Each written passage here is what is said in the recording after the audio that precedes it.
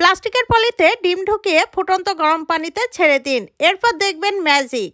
এমন এক রেসিপি তৈরি হবে, সবাই কবজি ডুবিয়ে খাবে এবং সে আপনার বসে চলে আসবে এবং আপনার পিছু পিছু ঘুরবে। সে হয়তো জীবনে এমন রেসিপি খায়নি, এই রেসিপি খেয়ে পাগল হয়ে যাবে এবং আপনার প্রশংসায় পঞ্চমুখ থাকবে। আর এটি তৈরি করতে আমাদের লাগবে ডিম। এখানে আমি 6টা ডিম নিয়েছি, আপনারা চাইলে 8টা 10টা ডিম নিতে পারেন।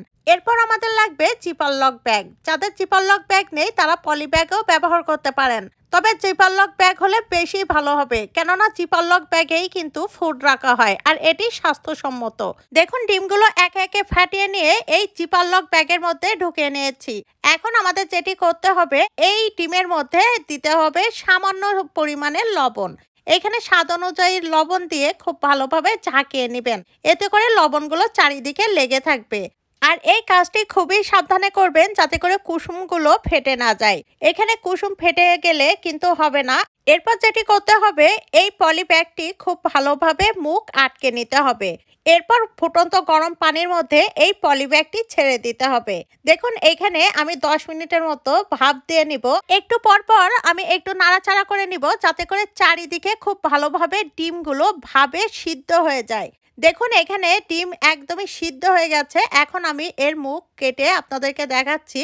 দেখুন এখানে খুবই সুন্দরভাবে প্রতিটা ডিম সহ কুসুম সিদ্ধ হয়ে গেছে। এখন আমরা যেটি করব, এই ডিম ছোট ছোট করে টুকরো করে নিব।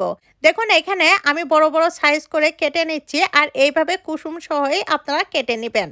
অনেকেই হয়তো বলতে পারেন ডিম সিদ্ধ করলেই তো হয়ে যায়। ডিম সিদ্ধ করলে দেখা যায় খোসা ছাড়াতে হবে, এটি কিন্তু অনেকটা ঝামেলার ব্যাপার। তাই যারা ব্যাচেলর বা নতুন রাঁধুনি তারা এই পদ্ধতিতে করে নেবেন। কাজটি কিন্তু খুবই সহজ হবে আর কম সময়ে কিন্তু এই রান্নাটা হয়ে যায়। এরপর আমাদের যেটি করতে হবে, একটি ফ্রাই প্যানে পর্যাপ্ত পরিমাণ তেল নিতে হবে।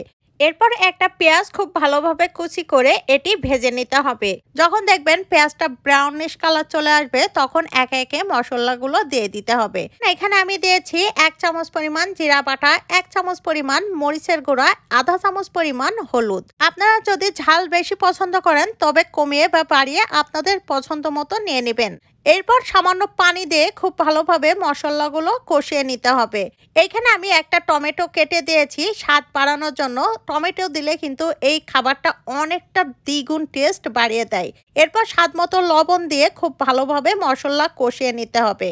দেখুন এখানে খুব ভালোভাবে মশলা কষিয়ে নিয়েছি। এরপর ডিমগুলো ছেড়ে দিতে হবে। ডিম ও মশলা আবারও খুব ভালোভাবে কষিয়ে নিতে হবে 1 থেকে 2 মিনিট। এরপর সামান্য গরম পানি দিয়ে আবারও 5 মিনিটের জন্য সিদ্ধ করতে দিব। 5 মিনিট পর যখন দেখবেন উপরে তেল ভেসে আসবে আর নিচে লেগে লেগে যাবে, ভুনা ভুনা হয়ে যাবে, তখনই চুলার জাল বন্ধ করে দিতে হবে। এরপর ভাজা জিরার গুঁড়া সামান্য ছড়িয়ে দিচ্ছি। আপনারা চাইলে এখানে ধনেপাতাও ব্যবহার করতে পারেন। দেখুন এটি তৈরি হয়ে গেছে আর এখন আমি একটি ডিশে সার্ভ করছি। আর এটি যে এতটাই সুস্বাদু মুখরোচক খাবার, সাদা ভাতের সাথে একবার খেলে বারবার খেতে মন চাইবে, মাছ মাংস হার মানাবে। এই ডিমের রেসিপি একবার খাবেন আর আপনি নিজেই নিজের প্রেমে পড়ে যাবেন। পলিব্যাগে ডিম ঢুকে এই রেসিপি তৈরি করে আপনি খান এবং প্রিয়জনকে খাওয়ান। আপনার প্রেমে সবাই হাবুডুবু খাবে। এমন সব নিত্য নতুন টিপস ভিডিও পেতে আমার পেজটি ফলো করে রাখুন। সবাইকে ধন্যবাদ।